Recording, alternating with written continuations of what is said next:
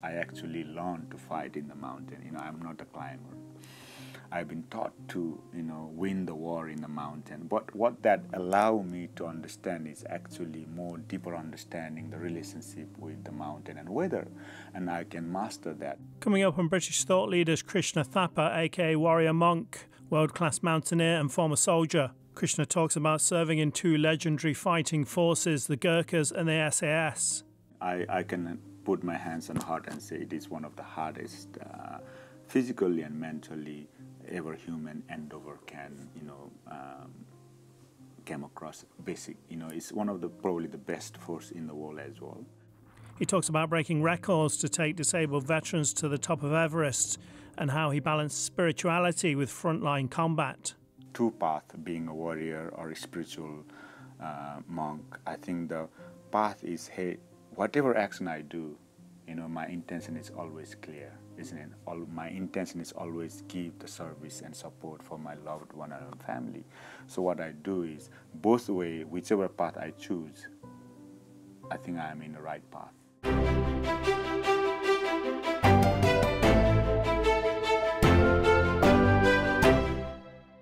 Welcome to British Thought Leaders, I'm Lee Hall. Today I'm sitting down with Krishna Thapa, also known as Warrior Monk. Krishna is a mountaineer and former member of the SAS. Krishna, thanks for joining us. Thank you for having me in this studio, and it's my great honor to be here. Thank you. So, you've led an incredible life so far, SAS, Gurkhas, Everest. But before we get onto those, I wanted to start at the beginning. So your first 19 years, you were a Buddhist monk in the Himalayas. How did you become a monk at such an early age, and what was life like? So, in Nepal, obviously, we got diverse biodiversity according to the, altitude. And where I came from is we call the Gurkha tribe, or the in mid, which we're not the highest, 4,000-5,000 above, but we are about 2,000 to 3,000 altitude. In there is we got majority Smugger tribe and Gurung, Rai Limbu, which are the primarily Gurkhas over the 100 years. And my tribe is Smugger, and in my tribe, when I've been a first child, right, we were born into the ritual and culture, so we have no choice. So basically, as born, I being a first child from my parents, and yeah, I was into it. And before I realized, 3-4 years, and we call you are given to the God, basically. That's how it's 1,000 years been handed back, and yeah, it's like entitled, or the way it is. So what was daily life like for you? Yeah, daily life is, in the daily routine will be every day, wake up as a ritual boy at the first sun, wake up 4-5 a.m., had a cold shower, and if I don't wake up, all mom and dad come with the stick, and it's like it's a time for pray. We obviously pray and worship time every morning, and have a cold shower. Then according to the day, like Monday, Tuesday, Wednesday, we call in Nepalese or like Sombar, Manglabar, Budhavar, which is the every day is actually related with the planets. Right. So each planet has a different representation. The color is chosen according to the color of the planets, and sometimes we were red, sometimes we were white, sometimes you were yellow each day, and then you change the dress, and then start worshiping. Every day worshiping the nature. Obviously, we are nature orientated, all the ancestor. Every day we have to worship our lost one, or a death ancestor, and tree, sky, sun, water, and primarily we've been grown up, the 5 elements of the human being for us to be alive: fire, water, air, food, and the space. And without these 5 elements, a smaller thing is not in position. We became sick and illness.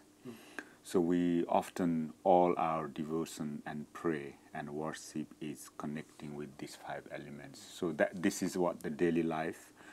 And then, yeah, and I grown up, no transportation, no electricity, everything is still there is not. And just a way of, just a small farm. And then after the worshipping, like hour or so in the morning, then we just go with the cow, like just the way daily life. And very simple, but very hard, I guess. Now looking back, simple life, happy life, but very hard and tough life. And also, I think other thing is, on that note, Nepal is the only country yet today about 90% people still believe something beyond ourselves. Right. Yeah. And because I vividly remember like 30 years ago when I came to UK first time, everyone used to go to the church, used to one goes to the something to hope and pray and offer. But I think we're definitely lacking of that. I think for us to be in peace and everything, we need to learn to shift something beyond ourselves. When you are in difficult, when you are suffering or happiness, I think always come from somewhere else. It doesn't come from here. And then often we don't have the deity, or that could be anything, your parents, your love, your relationship, or your compassion, or whatever we believe. But I truly believe we need to have some inspire, we need to have someone to hope, some faith for us to shift our energy beyond ourselves. I think that's what we definitely lacking of. And because I think, interestingly, Nepal is the only country yet today, the 90% of people are still believing in something else beyond ourselves. And that's where I think it helps us to, channel, when we're feeling suffering something or wanted to share something beyond ourselves. And that's why I think Nepal is very significant today, and the mountain has the role to play. So you joined the Gurkhas. This is a legendary fighting unit, a British military unit that recruits in Nepal. And can you tell us a little about the Gurkhas and why you, as a young Nepalese man, wanted to join a British fighting unit? Yeah, obviously, we all know Gurkhas is one of the fierce force, and also not only that, especially in our Nepali culture, is let me put you in context. My grandfather, I lost him in Second World War. My grandfather also Gurkhas, and my father wanted to join the Gurkhas for 5-6 years. He couldn't pass because actually quite tough, in terms of physical, mental, and medically, and also we have a huge, pride. And even though for me, even though we born there, and our legacy and our bloodline is always a warrior, always, always there to serve and survive, and so that we can hold our families and and children safe, and that's the way we human evolve. And again, Gurkhas is one of the highly prestigious job in Nepal, and both financially, emotionally, and psychologically, and also, being brought up before I even born. My parents had a dream to be me being a Gurkhas. That must have the impact within us. And so in my village, actually my village called the Gurkhali Chap, which is the place of Gurkha. And we have about maybe, roughly about 50 houses in my small village, in my, town, in nearby the, Annapurna range. Every house have a Gurkhas. So, and also going back to the history, my father, and my father failed Gurkhas, and then that's why I think he dreamed for me to be a Gurkhas, and that must have a huge impact, on us, I guess. So you then passed the selection process, the notorious selection process for the UK Special Forces in 2004. What was that like? Was that one of the most difficult things you've done? Yeah, without doubt. I think I can put my hands on heart and say it is one of the hardest, physically and mentally, ever human endeavor can came across basic. You know, it's one of the probably the best force in the world as well. Having served, you know, more than 20 years and seeing around the world, working with them. And yeah, because I think how it came was there was a few Gurkhas all before me from other unit, but not particularly from the we call the Royal Infantry unit. And yeah, and one day my officer, you know, was British officer, and he invited me office and was like, oh Chris, you know, we need to send from this unit to the, you know, SAS selection, and we were and then thinking couple of people, and you know, one of them being you. And I said like, and the first thing I asked him is like, he said me, do you heard about the SAS? Of course everyone heard about the SAS. And then he said like, how much you know about the selection and things? Like none. It's like, I have no idea, because I think in our mind it's, I think, you know, the being UKSF is beyond the Gurkhas' capability. I think that's probably in our mindset, isn't it? Our mind was thinking like that. But sometimes, you know, when opportunity show up, and then you have the, I think I'm very gratitude for my, you know, British officer gave us this opportunity. And also I think one of the most important thing I learned is when you have a commander, when you have people in chair, or you know, like leadership, who see beyond ourselves, you know, who see you know, your ability, and you know, like, and then can be success. I think, and I'm very truly honored. And yeah, and then on that same, he kind of almost, you know, you need to go and then show me the way. And I think we were about 40 of us being, you know, like draft, go and trial the special force selection, see how it goes. And two of us will succeed. And again, it's one of the mentally and physically toughest ever ever thing I did in my life, I think. Yeah. You mentioned 20 years. I mean, why did you stay so long, and what did the SAS mean to you? I think, you know, again, I was very fortunate, and I truly dedicated my service and my life for the British Special Forces, and especially the commander and company I had, and companion I had throughout the career was phenomenal. I think in this, you know, in this modern age, a lot of people talk about this, you know, color, and then the, you know, like education and things. But I think one of the things what I realize is when come the life and death situation, you know, when you hit the, you know, really rock bottom, and I think there is no skin. It doesn't really matter. And that's the one thing I learned from serving with the British SAS, because you know, some of the guys gave their life for me, and I wouldn't, you know, we wouldn't expect that, you know, go beyond who we are and give the ultimate sacrifice, the friends, the family we serve. And that's probably one of the biggest lessons, and that's one of the reasons, you know, I decided to, you know, do my best and to serve along the you know, along the company and companion I had in my life. You went from being a monk thinking about tranquility and kindness and in the mountains to joining two of the most formidable fighting forces in the world. You were frontline in Iraq, Afghanistan. I mean, what changes did you have to make to your character to make this move from, you know, the spiritual upbringing to the fighting force? I think a lot of time, what my own realization, we often mix our own the way we act and way we behave. But I think I've been very fortunate to have the, you know, the understanding of compassion and love in different way.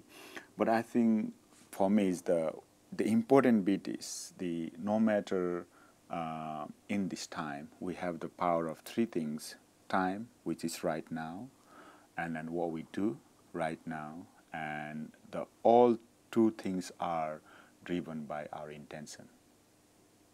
I think as long as we have the, as true intention, believe with me, and and rest of the thing can be taken care of itself in a way, because a lot of us has the intention which is not truly meaningful for us.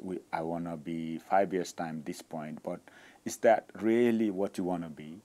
Is that what your vision in 5 years time? I think if that intention is very clear, and then the action and time is always work for us.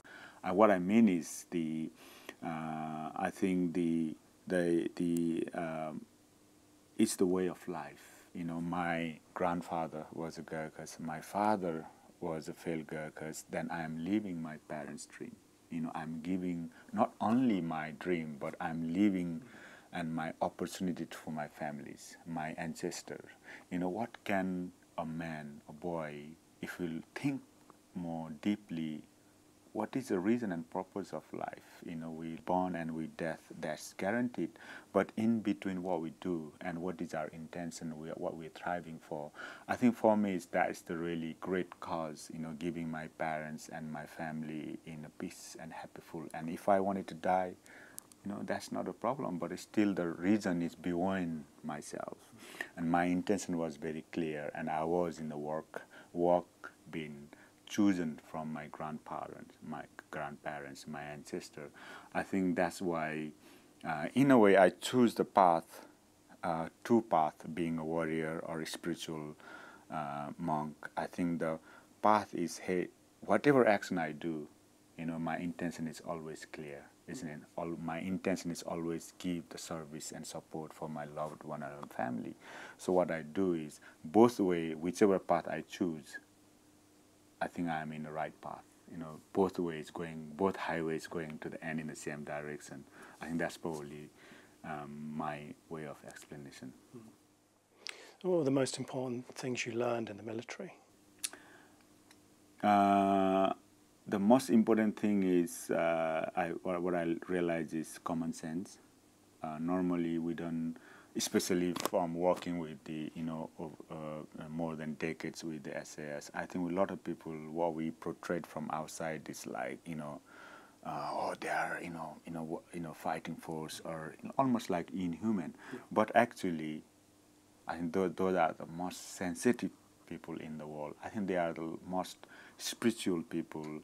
And then, because I'm very fortunate seeing the both East and West and in normal and SF guys working, I never have a friend like them. They are so fun, so sensitive, and almost like uber active sensation. Like whenever we go inside, their sense is so active and so perspective, and then they give you the extra information. They will put you extra protection, and definitely have a common sense. And next thing is the self-discipline. And we don't over my 20th career, we never have I never have done any like kind of official parade on anywhere, any dress. But yet again, when come to time, everyone is there. Everyone is there with the right attitude, right mindful, and everyone is there to willing to do their best. I think that only comes from the self-discipline and dedication and understanding, what need to be done, and so much so they're also willing to give their life. I think that's probably the biggest lesson I learned. And again, going back to my point, I think I wouldn't be here if they were not looking after me and then give their best to go beyond who I am, where I was from. It doesn't really matter. We are there as a brother, and the respect. I think that's probably the key takeaway for me. So you were the first serving warrant officer to scale Everest and also K2, the world's deadliest mountain. How do you prepare for climbs like that? How much of the preparation is physical and how much is mental? I never thought I would climb Everest. I never thought I would climb the K2. And I think above all is the being a gentle gentle human is very important. I think I often say that if you are a good human, opportunity come to you and people look after you, and that's the one thing. And other thing is the mindset. I think our mindset is so important because everything come in our mind with the thought and process and action. How we choose, how we choose, oh, I'm going to climb the Everest and I'm going to climb the K2. It's of course, physical is very important, but I think as long as, healthy well-being, being people who can actually walk, maybe live a longer walk, but again, I think as long as we have the attitude of understanding the magnitude of our thought, our body will, maybe it's not fast, but it will follow. I think that's probably what I realized even last year with the double amputee summiting the Everest is it's just the passion. What the above us is the mindset. Are you willing to take that step? And if not, then how deep and how emphasize how much effort you want to put it. I think that's what important and for Everest and K2. And yeah, I think very fortunate, with the Gurkha and an UKSF Everest expedition. And I was given the opportunity to lead the expedition because when the Gurkhas were planning to do the Everest expedition in the history, no one has done the Everest. And Gurkhas, we were struggling to find the instructor because even though we are from Nepal, when I grown up, I always was the Westerner comment. Like I used to think like, why they come to here and like walking, and I couldn't understand in my normal head because we lived there, and like why they wanted to come and walk.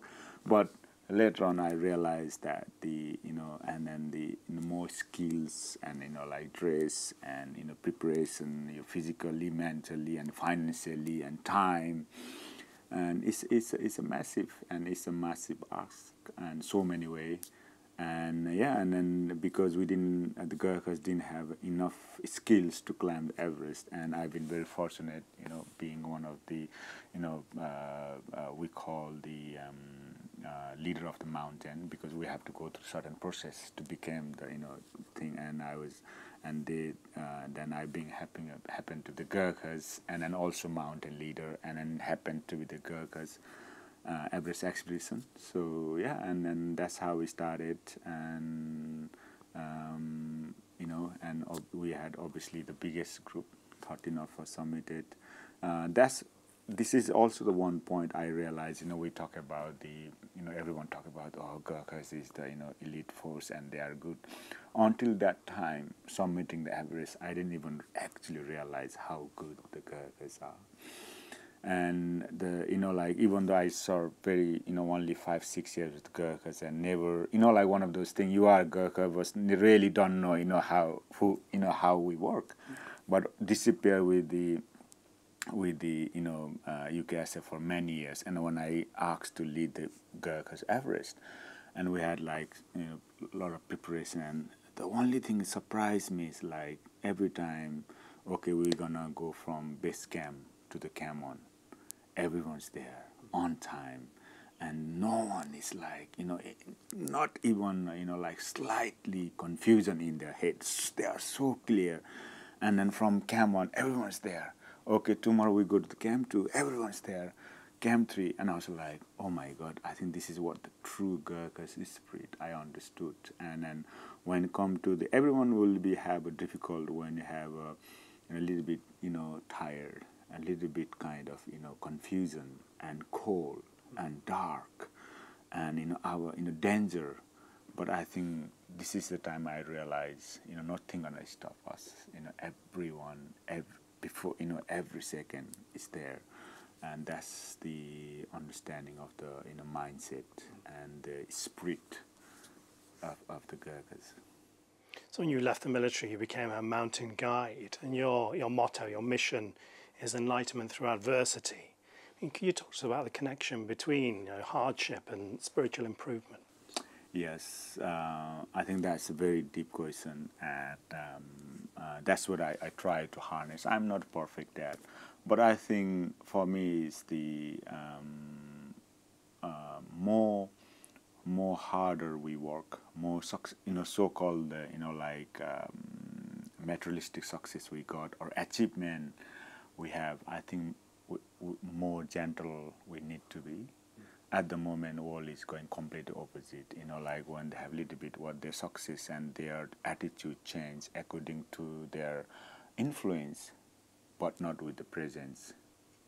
I think by only being a presence in this moment, regardless of who you are and what you achieve and you have influence, I think we need to learn to more presence. I think spirituality and the way of life from Himalayas that taught me always respect and present in the moment. And also, I think one of the things I realize is in the Western world, we so much all the education, all the even so-called culture and society is driven towards our front-loaded intellectual energy and information. We always wanted to achieve more, drive more, which is really good in a moment. But actually, because we so much focus in our front and what we want to be, we almost disconnect ourselves, our soul, and our like loved one. I think that's what my realization. And also, I think in the Eastern world where I come from is we often connect with our past, our ancestor, and the moment. We almost lost where we're going. I think how can we find the balance of course we need AI, of course we need to advance, otherwise we shouldn't be sitting here and talking. But at the same time, wouldn't it be nice to have at the same time to have a connection with our family, our bloodline, who we are?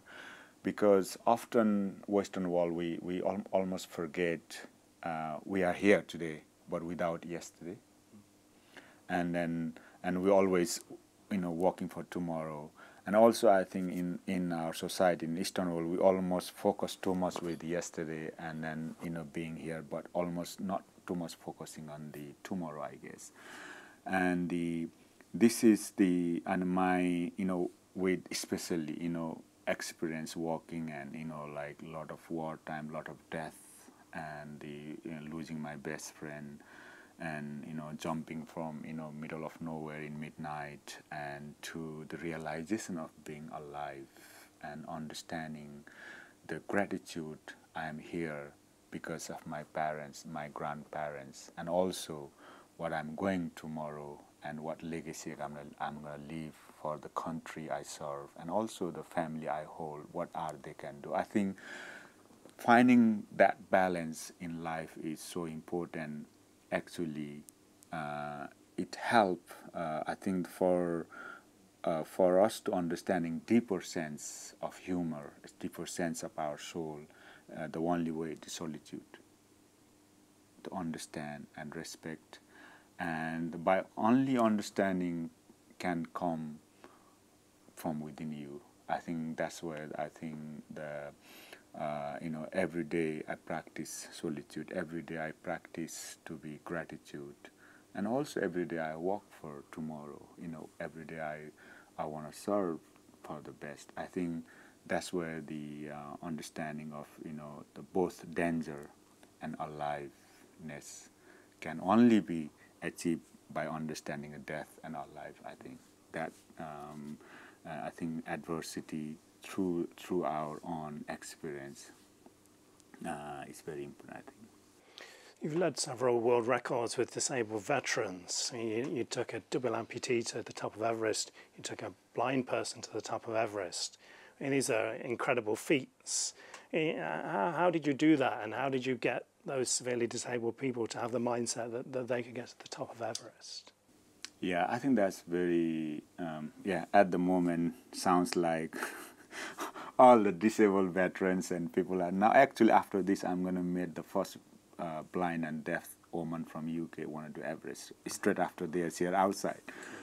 I think for me is and that give me joy. I think that always, I think over my, almost 30 years over service, I think in life, what can I do? And if anything I can do and change someone else's life, I think that's the great joy.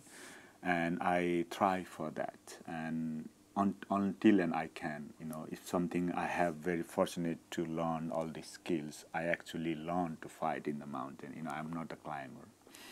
I've been taught to, win the war in the mountain. But what that allow me to understand is actually more deeper understanding the relationship with the mountain and weather, and I can master that. But actually, even more deeper, whatever you're understanding through the sense or the danger is actually understanding within us. Then you can, reflect outside. So.